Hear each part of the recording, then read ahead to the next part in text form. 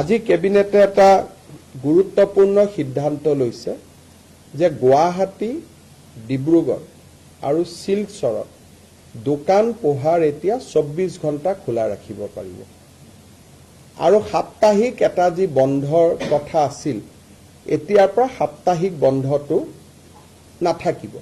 চৰকাৰী নিয়মত নাথাকিব, কোনোবাই বন্ধ কৰিব খুজিলে কোনো আপত্তি নাই।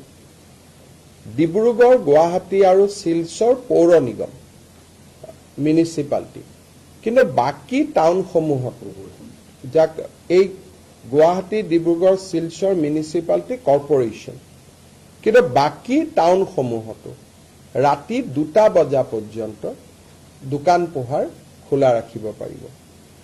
গ্ৰাম্যাঞ্চলত ৰাতি 11 বজালৈকে দোকান পোহাৰ খোলা ৰাখিব পাৰিব, যাতে আমাৰ ক্ষুদ্ৰ ব্যৱসায়ীসকলৰ উপাৰ্জন বৃদ্ধি হয়। তাৰ বাবে আমি এই ব্যৱস্থাটো গ্ৰহণ কৰিছোঁ। কিন্তু শ্ৰমিকক বছৰত সপ্তাহত 48 ঘণ্টাতকৈ বেছি কাম কৰাব নোৱাৰিব, একেটা ষ্ট্ৰেচত 9 ঘণ্টাতকৈ বেছি কাম কৰাব নোৱাৰিব। আৰু শ্ৰমিকক মই 24 ঘণ্টা দোকান খোলা ৰাখিলোঁ, তাৰমানে শ্ৰমিকৰ 3টা শিফ্ট কৰিব লাগিব।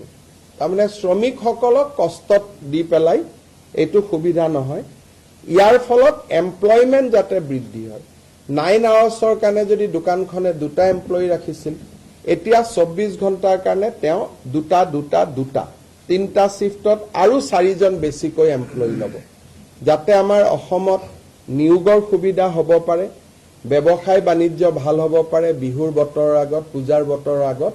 তাৰ বাবে আমি এই সিদ্ধান্ত গ্ৰহণ কৰিছোঁ আৰু মই ভাবোঁ যে এই সিদ্ধান্তই আমাৰ অসমৰ ব্যৱসায়ী মহলক যথেষ্ট সহায় কৰিব।